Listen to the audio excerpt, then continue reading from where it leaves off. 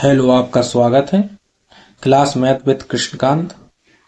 आज RRB group D railway से संबंधित सवालों को लेके फिर से आया हूँ।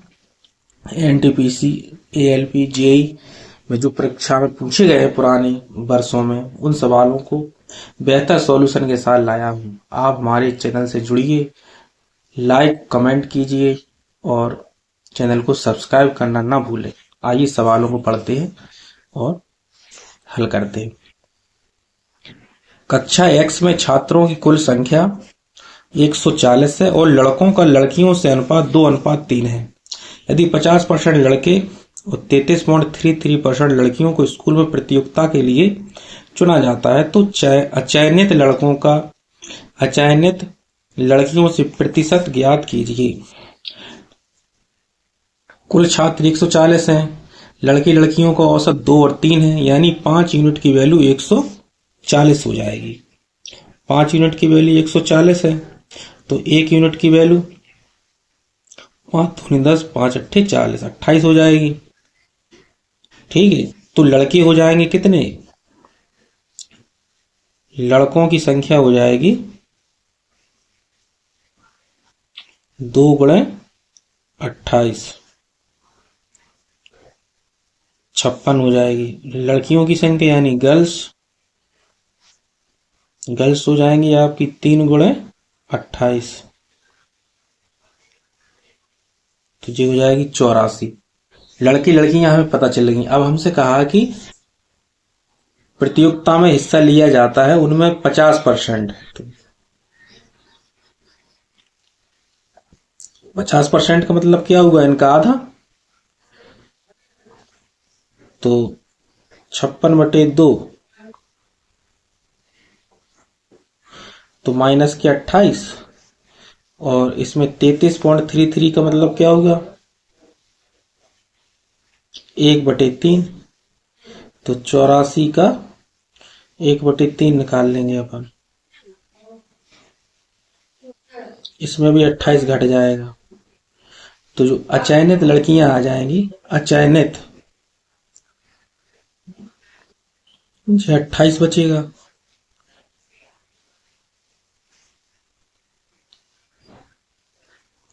तो अचयनित आ जाएंगे,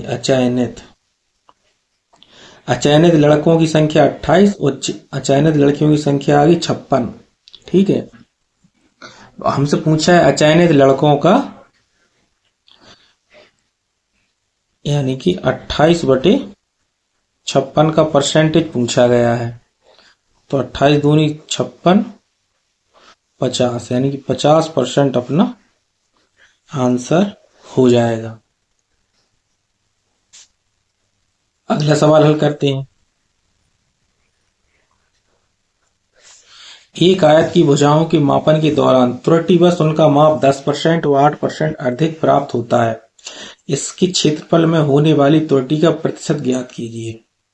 इस प्रकार के सवालों में हम नेट परसेंटेज वाले फॉर्मूला का प्रयोग करते हैं। जैसे कि 10% और 8% का अंतर आया है उसकी लंबाइयों में।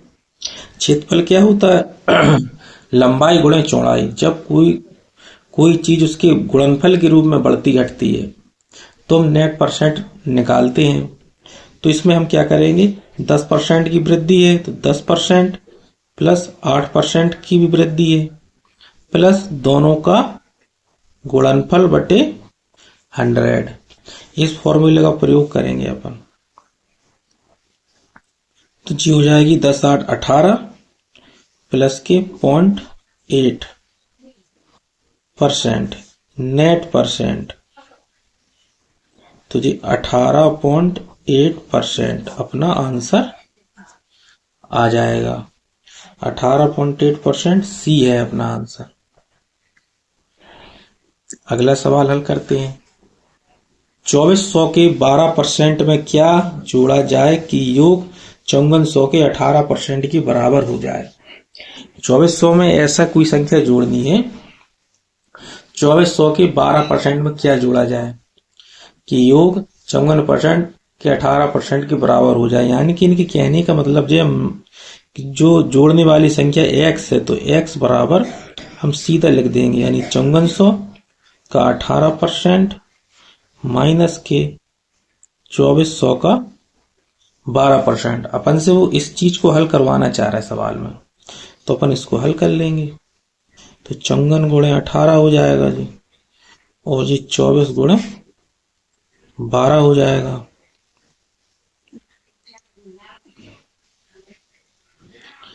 और इनको अपन हल कर लेंगे।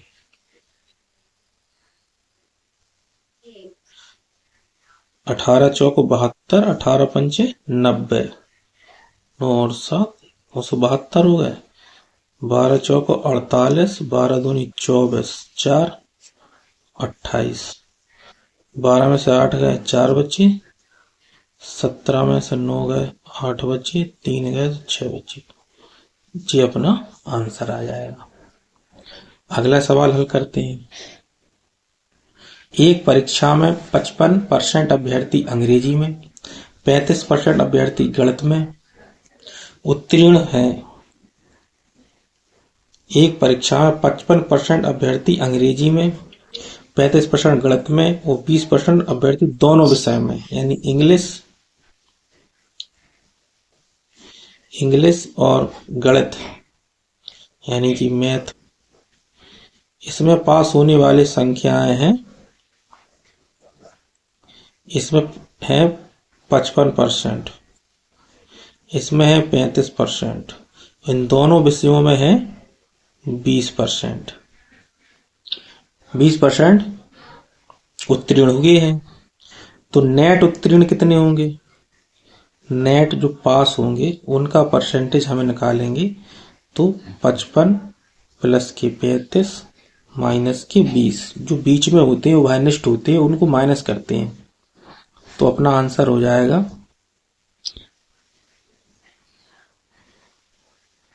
90 माइनस के 2 यानी कि 70%। तो दोनों विषय में पास हुई 70%। ठीक है। अब आगे कहा गया कि दोनों विषय में अनुत्तीर्णों की संख्या 1200 है, तो फेल कितने हुए होंगे? 30%। इसका मतलब क्या है?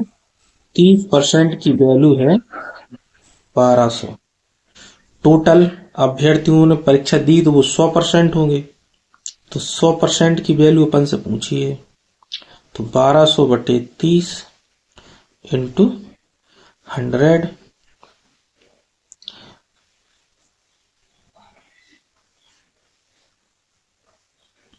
चार 4000 अपना आंसर आ जाएगा। अगला सवाल हल करते हैं।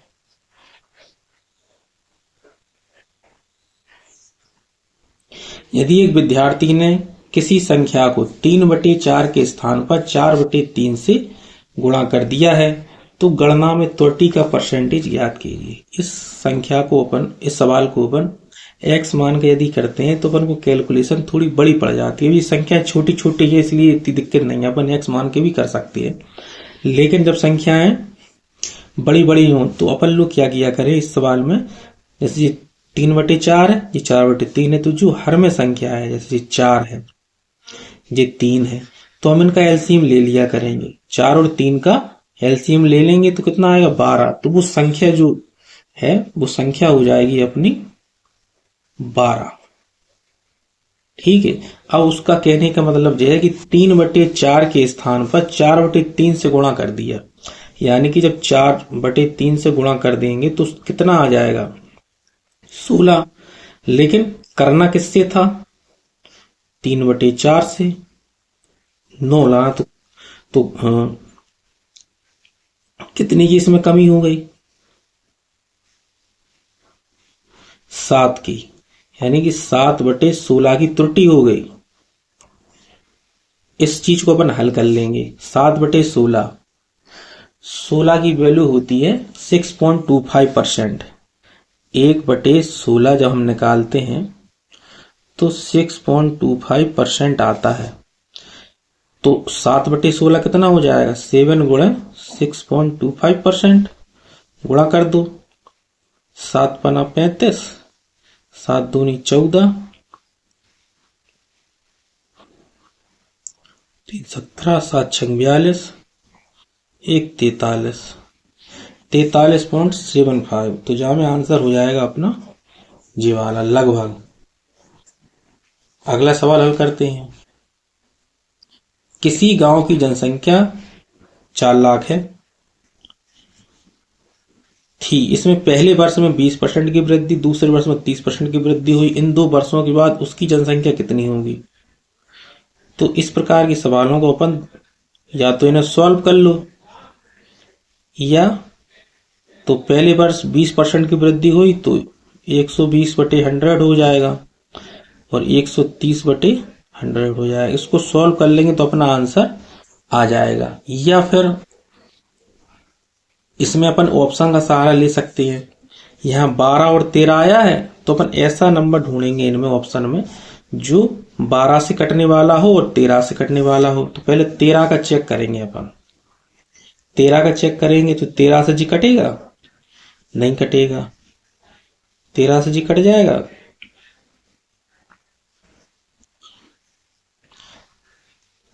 13 चौको 52, 13 अट्ठे 104 कट जाएगा। जी भी कट जाएगा। क्या जी नहीं कटेगा? तो 2 ऑप्शन अपने कट गए, 2 बची।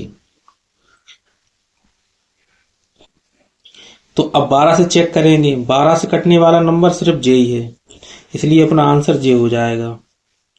6,24,000 जे अपना आंसर हो जाएगा।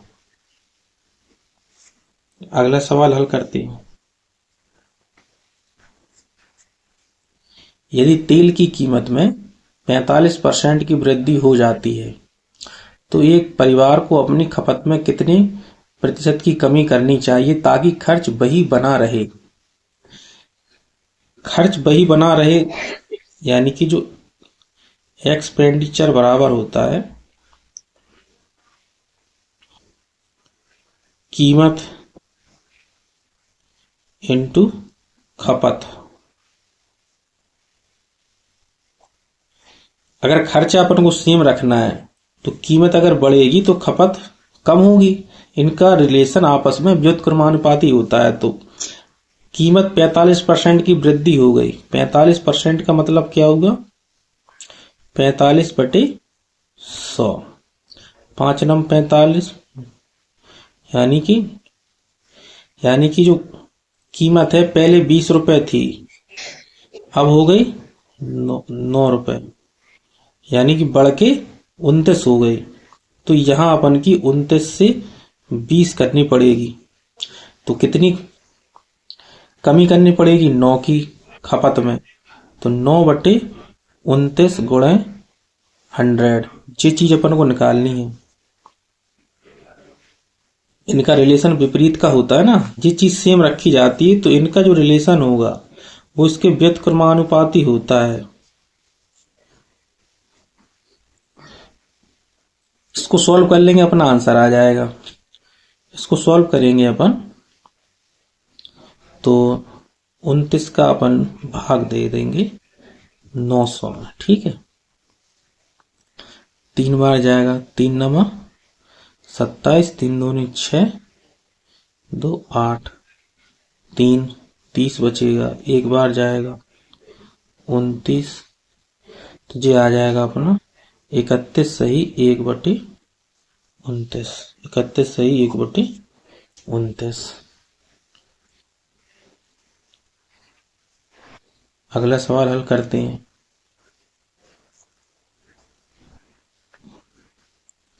एक परीक्षा में उत्तीर्ण होने के लिए अधिकतम अंक का 33% प्राप्त करना आवश्यक है। एक छात्र को 30 अंक मिले और उसे 35 अंकों से अनुत्तीर्ण घोषित कर दिया गया। 130 मिले, 35 अंक से अनुत्तीर्ण कर दिया गया। परीक्षा के लिए अधिकतम अंक क्या? अधिकतम अंक निकालने की पूर्णांक कितने का था? अधिकतम अंक का 33% प्राप्त करना है। इसका मतलब क्या होगा कि 33% की वैल्यू अपन को कितनी है? 130 प्लस के 35। 33% की जो यूनिट की वैल्यू हो गई वो हो गई 165। तो 100% की वैल्यू अपन को निकालनी है। 165/33 गुणा 100। 11 तिया 33, 11 एकम 11, 11 5 55, लगभग 500। पूर्णांक आ जाएगा 500। डी अपना आंसर हो जाएगा।